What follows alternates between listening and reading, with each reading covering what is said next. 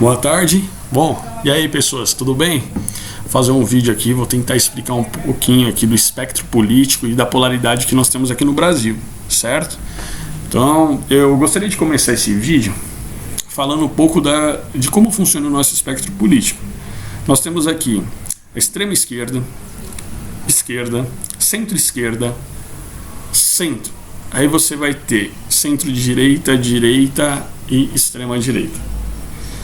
Após o regime militar, tá, houve aí praticamente de forma homogênea os partidos de esquerda, todos aqueles, a partir dos... E aí quando eu pego esquerda aqui, entenda, né, de centro-esquerda até extrema-esquerda. Lógico que você tinha partidos de centro aqui, só que o partido de centro, ele é mais neutro, tá? Ele negocia, ele serve para você ter uma flexibilidade entre os dois polos, tá? Mas, quando você tem uma homogeneidade aqui, o que acontece? Você imagina só, pega um PCO, um PSOL, que eles estão na extrema esquerda.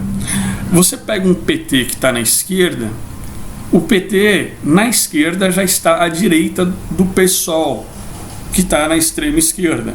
Quando você pega o PSDB, que está no centro-direita, ele já está mais à direita do PT e está mais à direita do PCO ou do PSOL. Então, nesse caso, o centro ele só servia para mediar essas ideias que estavam aqui, mas num polo totalmente de esquerda, tá? E aí depois, com alguns movimentos crescentes, tanto questões religiosas, que são mais conservadores, e aí entra uma ideia de direita conservadora, né, não progressista no sentido de ideologias, de tudo mais, de liberdades. E aí liberdades que eu estou falando são liberdades sexuais, liberdades de utilização de droga, entre outras coisas. Eu não vou entrar aqui no mérito se essas coisas elas são boas ou não, se merecem representatividade ou não. Dentro de uma democracia, num Estado democrático de direito, desde que não seja apologia naquilo que está tipificado no Código Penal, a pessoa vai ter liberdade para isso. Alguns partidos abraçam esse tipo de liberdade como se progressão fosse. E assim você tem as ideias chamadas progressistas, tá? Enfim. O conservadorismo, ele está mais aqui linkado à direita, tá? E aquilo que é conservador, em regra, ele está linkado também aos valores tradicionais do homem, né? E isso por sua vez está linkado também à religião, mas isso não é um pensamento homogêneo da religião em si ou da direita em si.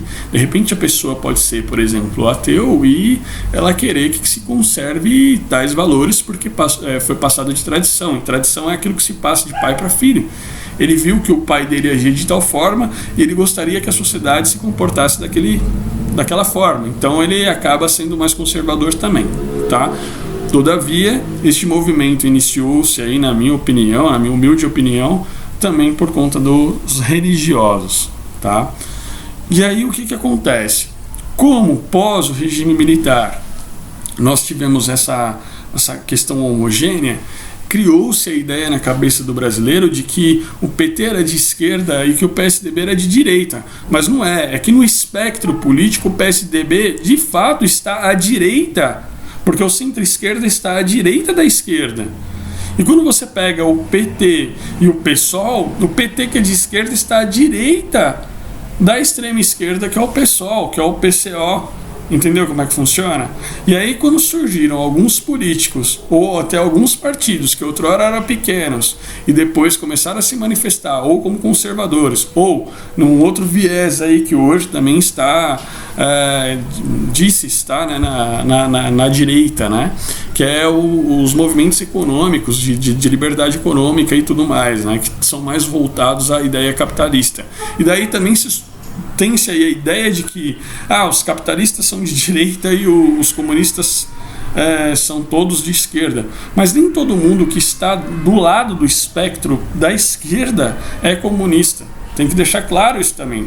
Porque, por exemplo, quem está num centro-esquerda, de repente ele está em centro-esquerda porque ele tem uma afeição maior, um carinho maior com as ideias progressistas, mas não significa que na seara econômica ele concorde com o comunismo. Tá? De igual modo, quando você pega ideias progressistas, e aí quais são? Vamos pegar uma aqui, é a questão, por exemplo, da causa LGBT. Quando você pega a causa LGBT, pega aí um país que ele é comunista, por exemplo, a Coreia do Norte. Será que lá você tem liberdade para esse tipo de coisa? Não, e o comunismo não está na esquerda, na extrema esquerda? Então veja que não significa que toda a causa progressista está na esquerda e não está na direita. E toda a questão conservadora está na direita e não está na esquerda. Tá? Isso é muito complexo, porque varia de país para país, cultura para cultura, entendimento por entendimento. Então os polos eles acabam mudando de país para país, alguns valores, algumas coisas que determinam a esquerda e a direita de cada país.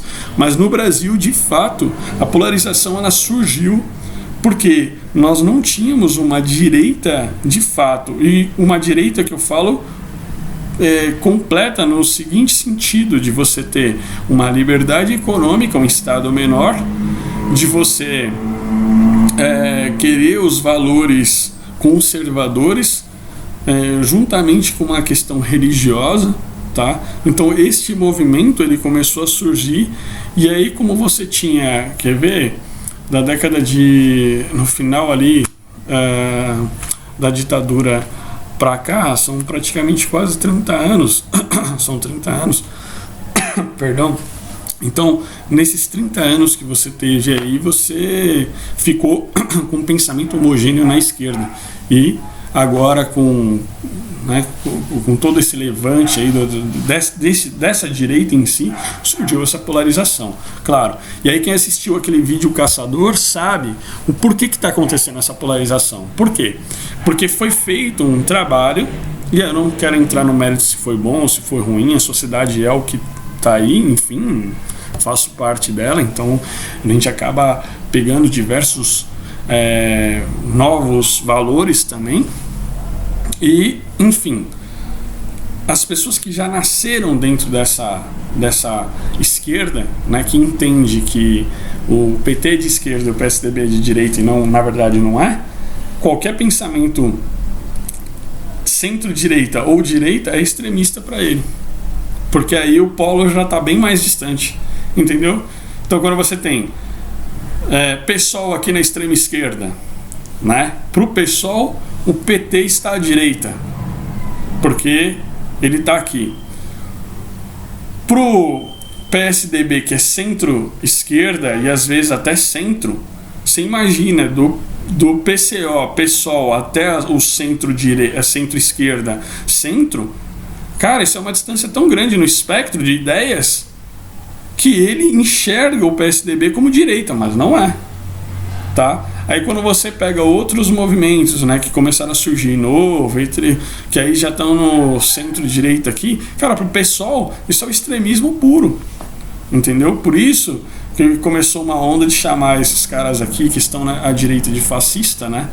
E os fascistas, os de direita, né, que são chamados de fascistas aqui, né, começam a chamar os outros comunistas, né? Então, como se ficasse aqui, os fascistas e os comunistas, né? E, na verdade, não é isso. Na verdade é que houve um choque cultural conforme o vídeo que eu expliquei no O Caçador, né? Assistam esse vídeo, eu vou deixar ele, né? Assim que eu terminar esse vídeo aqui, eu vou deixar ele para vocês assistirem e entenderem um pouquinho do que eu tô falando aqui, tá? Mas é isso, gente, não existe aqui no Brasil, na verdade, os extremismos.